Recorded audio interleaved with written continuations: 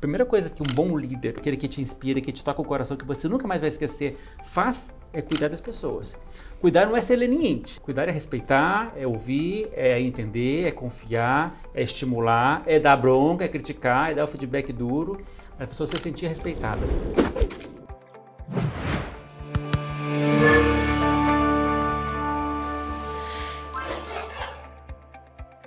Cris, de médico a líder de empresa multinacional. Eu imagino, né, que com a sua experiência, passando por tantas posições e por empresas diferentes, o seu estilo de liderança tenha também se ressignificado ao longo dos anos.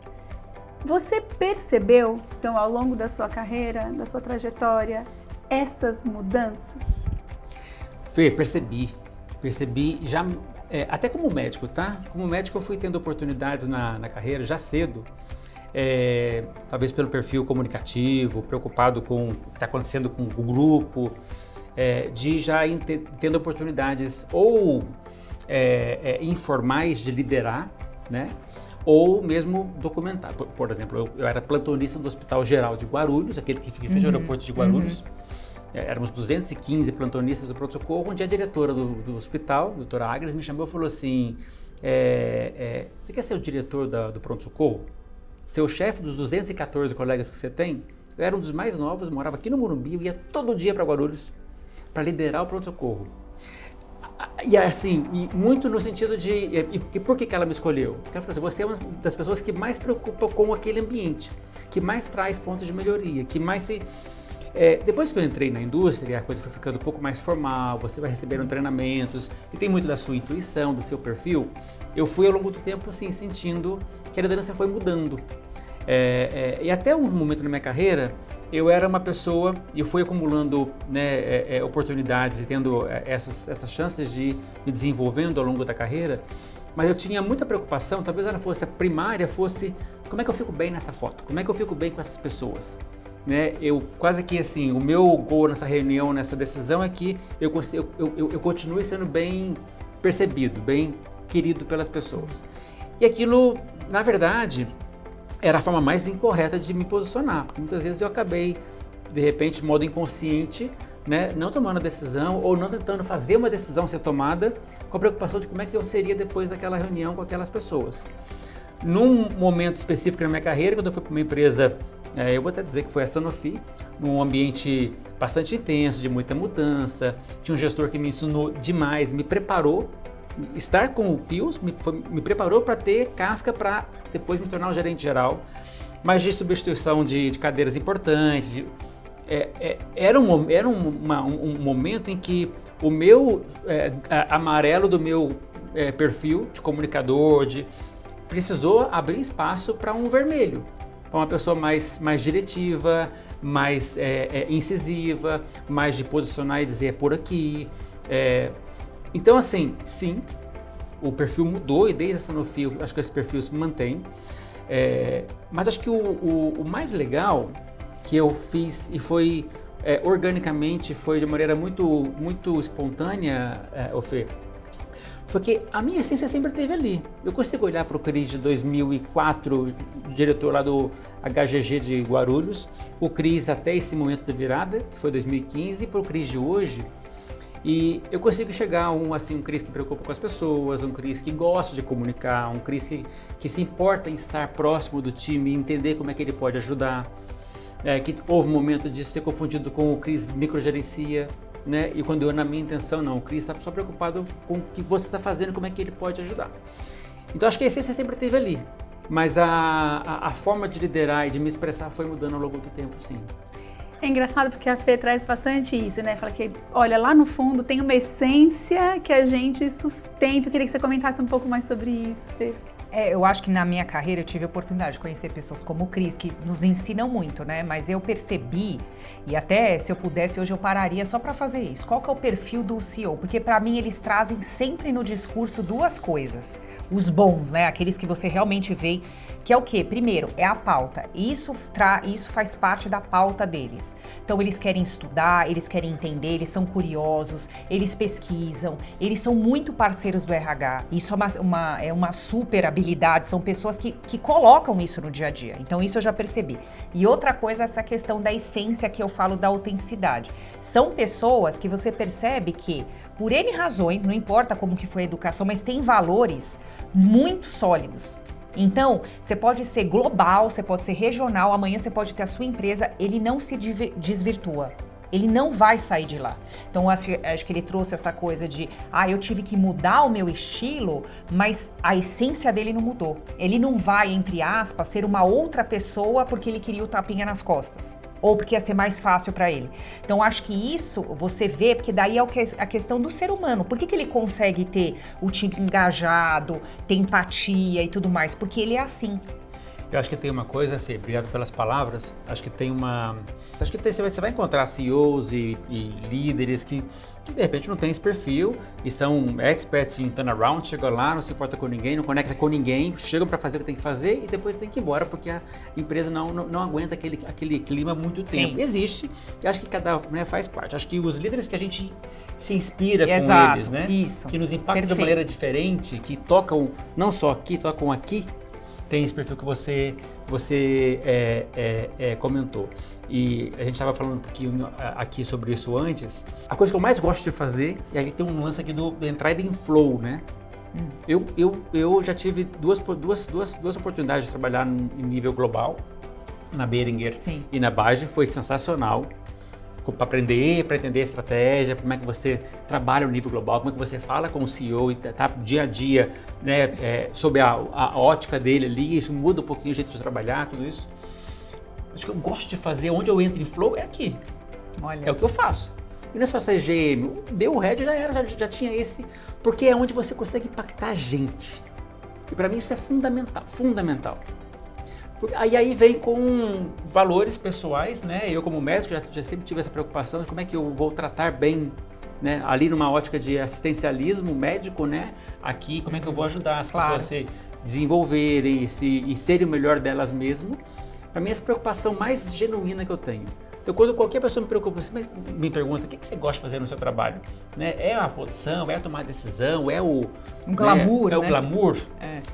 Cara, tudo isso tem coisas boas e ruins que vêm junto com esse pacote. O que eu mais gosto de fazer é poder impactar a vida de pessoas. Não só o paciente, que é a indústria farmacêutica é o nosso final objetivo e o principal deles, mas você tem a oportunidade, sentando com o RH, conversando com as pessoas, e não é só promover, é estar disponível. Sabe?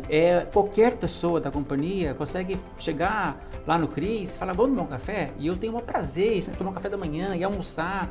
Minha esposa brinca que eu lá na Bristol a gente tem o nosso refeitório, né? Uhum. E às vezes eu subo para almoçar, eu pego minha comida e eu olho, escaneio e falo, onde eu vou sentar hoje? Minha esposa fala assim, ai meu Deus do céu, o povo deve ficar assim, não, aqui não. Mas eu gosto disso. Onde eu vou sentar hoje? E aí a conversa vai de carreira, futebol. Isso as pessoas vão criando essa conexão com você. Não tem melhor receita do mundo para você fazer um bom trabalho, inspirando as pessoas, elas confiam em você, elas criam essa conexão com você, elas te sintam como uma a mais. E enquanto a gente estava fazendo esquenta, né, antes de começar aqui a nossa gravação, você mencionou diferentes livros sobre liderança e acho que teve um que eu achei que a conversa muito interessante, que você trouxe até por conta da sua experiência liderando em outros países. Então, eu imagino que é muito mais comum que a gente entreviste um europeu, um americano que está liderando o Brasil do que um brasileiro que foi liderar a Europa, que foi liderar os Estados Unidos. E você trouxe muito forte essa questão da necessidade de adaptação na gestão de diferentes pessoas, de diferentes culturas. Então, Cris, primeiro, essa sua ligação com o humano é muito forte. Depois até quero que a Fê comente, porque de verdade eu entendo cada vez mais que é isso que faz um grande primeiro líder, né? O tanto que ele se importa com as pessoas e que ele despende do tempo dele, do investimento do tempo dele para liderar cada vez melhor. Mas essa questão da adaptação das culturas, de você ser um gestor meio que de uma forma personalizada para a necessidade de cada um dos seus liderados, principalmente quando a gente fala, né, de liderança direta, queria que você contasse um pouco mais dessa experiência para a gente. Conto, eu vou falar dessas duas coisas. Vou iniciar pela primeira, que eu acho que é a mais essencial, que é o que é liderar. Né? Na minha ótica, liderar é cuidar. Eu até te falei um pouquinho antes uma frase que funciona em inglês, eu adoro ela, que é I don't care how much you know until I know how much you care. Eu acho que isso funciona muito. Quando a gente recebe um novo líder, uma nova pessoa, a primeira coisa que você fala é, ele é uma boa pessoa. O que você for tá tudo certo. O resto a gente vai depois resolver. Eu tenho alguns livros de cabeceira, eu vou falar sobre eles, mas um deles, né, que é o Líder Servidor, que a versão original dele, em português, é O Monge e o Executivo, que é um livro é muito antigo. Muito antigo, que é um Bem CEO antigo, que vai para um lugar que é religioso, e porque ele acha que ele ouve que o CEO que ele idolatrava está naquele lugar. Só que ele está naquele lugar como um monge, o CEO que ele idolatrava. E ele vai aprender com esse CEO. E a essência do livro, ele fala isso, né? Que liderar é um ato de amor. E eu acredito nisso piamente. A primeira coisa que um bom líder, aquele que te inspira, que te toca o coração, que você nunca mais vai esquecer, faz é cuidar das pessoas. Cuidar não é ser leniente, né? Isso não. Cuidar é respeitar, é ouvir, é entender, é confiar, é estimular, é dar bronca, é criticar, é dar o feedback duro, a pessoa se sentir respeitada. Isso para mim é o primordial de qualquer bom líder. Quando você tem a oportunidade, né, eu tive o privilégio, sempre falo que eu sou um abençoado na minha vida, na minha carreira, ter trabalhado tanto aqui no Brasil quanto fora em grandes empresas e conhecido grandes pessoas, eu tive três experiências internacionais, na Alemanha, pela Behringer, nos Estados Unidos pela Bayer, na Espanha e Portugal pela Bayer também. Você se depara com uma situação que as culturas são diferentes. O que você faz com isso? Especialmente quando você está com times multiculturais. Em Boston eu tinha uma francesa, uma alemã, uma canadense e 2 americanos reportando para mim. Meu chefe no começo era canadense, depois era americano. E aí, se você vai com um mindset que acho que algum tempo atrás existia, você é o chefe, o time que se adapte a você vai errar, você vai falhar. Porque é uma questão de respeito e de inteligência, de efetividade.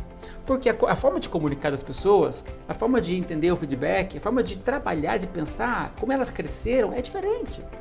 Então, eu dava feedback para a francesa, que trabalhava comigo, a Eleanor, muito direto. Não tinha rodeio com ela, assim como ela falava comigo o que ela pensava de mim. Não tinha, você é meu chefe, eu vou ter mais cuidado. Não, com eles não tem isso. Mas com os canadenses e os americanos, é o oposto do dar o feedback. Né? Você envelopa em várias camadas de bons feedbacks, aí você bota alguma coisa que é mais ou menos... E aí você continua com outras camadas de bons feedbacks, quando você queria focar naquela que você acabou não focando. Isso aconteceu comigo, recebendo feedback, que eu via que não era autêntico. Existe um livro que você está perguntando, Fê, que eu adoro, é um livro de cabeceira, que se chama The Cultural Map, da Erin Myers. Erin Myers é uma americana, marido francês, ela dá aula no INSEAD, e ela mapeou 8 dimensões, para dar feedback, comunicação, entre outras coisas, e ela plotou as culturas nessas dimensões. Então, por exemplo, comunicação, tem a comunicação mais direta e a comunicação mais entre linhas. E aí você vê onde está o Brasil naquela linha. Então eu na Espanha, eu me comparava aonde estava a Espanha naquelas linhas. É uma cultura que eu tive dificuldade no começo de me adaptar, porque eu não sou, talvez eu seja um cara de hierarquia na hora de falar, de tomar decisão, de liderar meu time, mas não sou de impor, aqui quem manda sou eu, vai ser assim. Não falo assim, não sou assim. Mas lá, eles esperam que você fale e seja assim, para que a coisa funcione.